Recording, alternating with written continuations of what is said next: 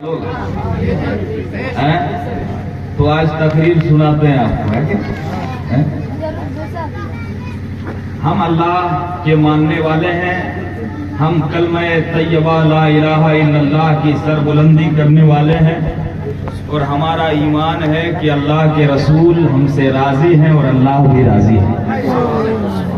इसलिए कि ये सिर्फ ईमान वालों ने नहीं बल्कि कुफारो मुशरिकीन ने भी इस बात की तस्दीक की है कि जो कलमा ला इलाहा इल्लल्लाह पढ़ने वाले लोग हैं उनका कोई पूरी दुनिया में उनका कोई मुकाबला नहीं कर सकता है कि नहीं।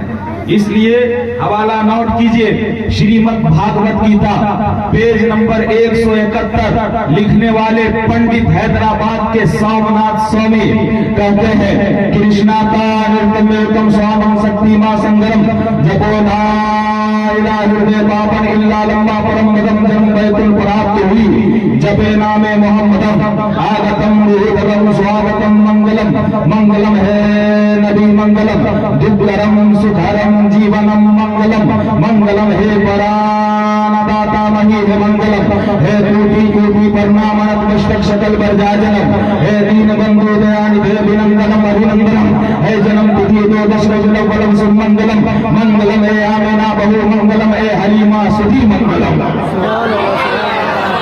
सुभान अल्लाह सुभान अल्लाह। श्रीमद् भागवत गीता हवाले के साथ बात कीजिए, हवाले के साथ श्रीमद् भागवत गीता पेज नंबर 171 मंत्र नंबर 517 की है। लिखने वाले कौन? पंडित सोमनाथ स्वामी कहते हैं ऐ संसार में बसने वाले मनुष्य। मंत्र का उच्चारण मुलायजा फरमाए, इसका तर्जुमा मुलायजा फरमाए। क्या कहते हैं पंडित सोमनाथ स्वामी? ऐ संसार में बसने वाले मनुष्य, ऐ संसार में रहने वाले मनुष्य, अगर तुम चाहते हो कि तुम्हारे हृदय का पाप धुल जाए, अगर तुम चाहते हो कि तुम्हारे दिल की गंदगी धुल जाए, अगर तुम चाहते हो कि तुम्हारे हृदय का पाप खत्म हो जाए, तुम्हारा कल्ब साफ सुथरा हो जाए, तो जपो नामे मोहम्मदम, जपो नामे मोहम्मदम। अगर तुम चाहते हो कि तुम्हारे हृदय का पाप खत्म हो जाए तो कलमा ला इलाहा इल्लल्लाह मुहम्मदुर रसूलुल्लाह का माला जपते रहो, तुम्हारे हृदय का पाप खत्म हो जाएगा, तुम्हारे हृदय का पाप खत्म हो जाएगा। अगर तुम चाहते हो दुनिया में भी जन्नती बनकर रहना चाहते हो और मरने के बाद भी वैकुंठ प्राप्त करना चाहते हो तो जपो नामे मोहम्मदम। अगर तुम चाहते हो कि मरने के बाद भी वैकुंठ की प्राप्ति हो तो मोहम्मद नाम का माला जपो, बेड़ा पार हो जाएगा। मोहम्मद नाम का माला जपो, बेड़ा पार हो जाएगा।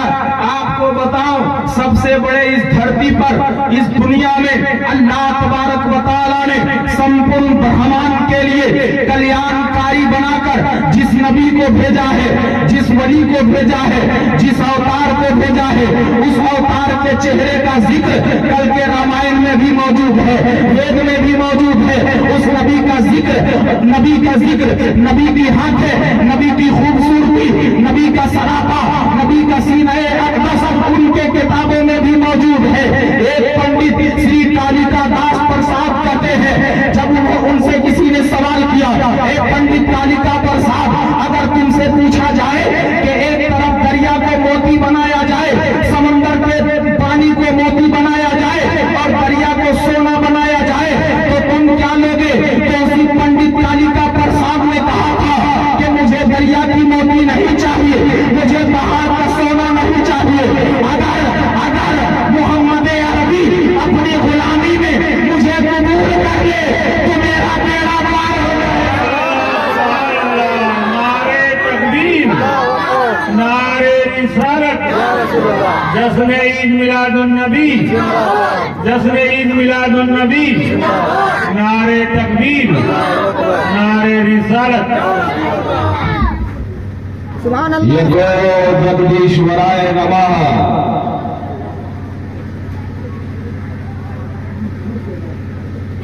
आप लोग नए बोल रहे हैं, समझ में नहीं आ रहा ना। आज हम देवघर की भाषा बोल रहे हैं। आज हम देवघर की भाषा बोल रहे हैं, है कि नहीं। हमारे संस्कृत के गुरु पंडित राम भद्राचार्य, जिनसे मैंने संस्कृत भी पढ़ा है, और अल्लाह तबारक व तआला ने सिर्फ कुरान का आलिम नहीं बनाया बल्कि संस्कृत के किताबों का भी आलिम बनाया है। तुम्हारे किताबों से मुद्दई लाख पे भारी है गवाही तेरी।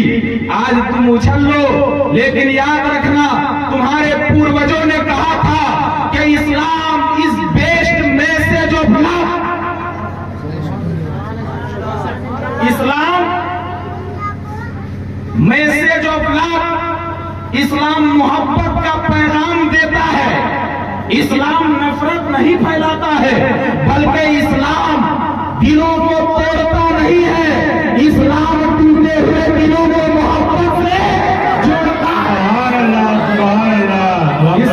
इस्लाम टूटे हुए दिलों को मोहब्बत से जोड़ता है। पंडित श्री तुलसीदास कहते हैं, राजनीति भवप्रीत सिखावे, अपनी मकसद से समझावे, तब हर मानव माने कोई, बिन गुरुदेव जग ज्ञान न होई, तुलसी भजन भजे सब कोई, बिना मोहम्मद पार न होई। बिना मोहम्मद पार न होई। दो तरह की रामायण लिखी गई, एक वाल्मीकि रामायण लिखी गई, एक तुलसीदास ने रामायण लिखी।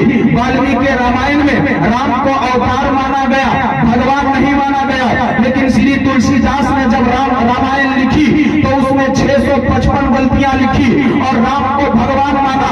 मैं पूछना चाहता हूँ, जिस किताब में 1 2 नहीं 100 नहीं बल्कि 653 गलतियां हो, वो किताब इंसानों के लिए क्या रहनुमा बनेगी।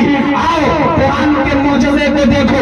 आज से 1450 साल पहले जब कुरान नाजिल हुआ था, उस वक्त से लेकर आज तक दुनिया के तमाम साइंटिस्ट, दुनिया के तमाम जानकार, दुनिया के तमाम हकीम, दुनिया के तमाम खतीब, दुनिया के तमाम अतीबा, दुनिया के तमाम फुकाहा, दुनिया के तमाम मशाइख, दुनिया के तमाम डॉक्टर इस बात से परेशान है कि मौला आखिर कुरान में कोई गलती क्यों नहीं मिलती है, कुरान में कोई लफ्ज मिस क्यों नहीं मिलता है।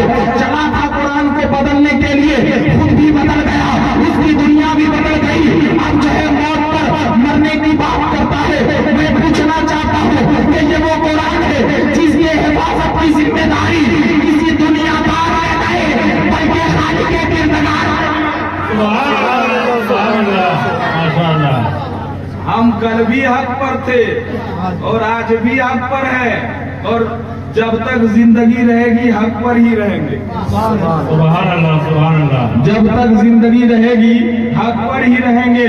पढ़ो अपने वेदों की किताबों को। तुम्हारे वेदों में कहा गया, यको जगदीश्वराय नमः, कि इस संपूर्ण ब्रह्मांड को चलाने वाला जो ईश्वर है, जो अल्लाह है, वो एक है। इस संपूर्ण ब्रह्मांड को चलाने वाला, तमाम चीजों को पैदा करने वाला, यको जगदीश्वराय नमः, वो एक ही है। आज भी ये मंत्र हैदराबाद के मंदिरों में सबसे पहले सुबह के वक्त ये मंत्र बजता है।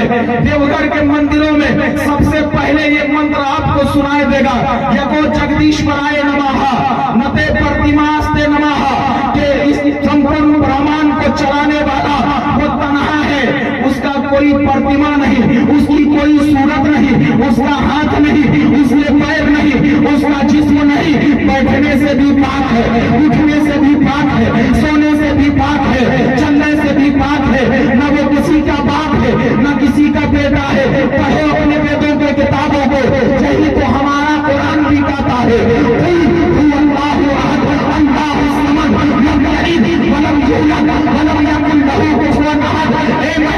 आप फरमा दीजिए, अल्लाह एक है, अल्लाह एक है।